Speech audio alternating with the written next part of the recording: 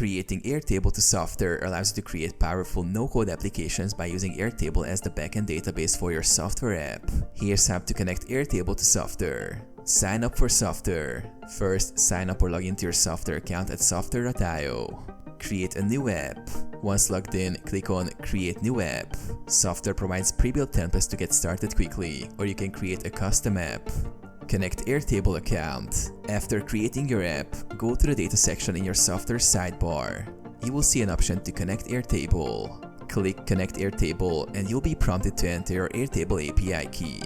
If you don't have one, you can find it in your Airtable account settings under the API section.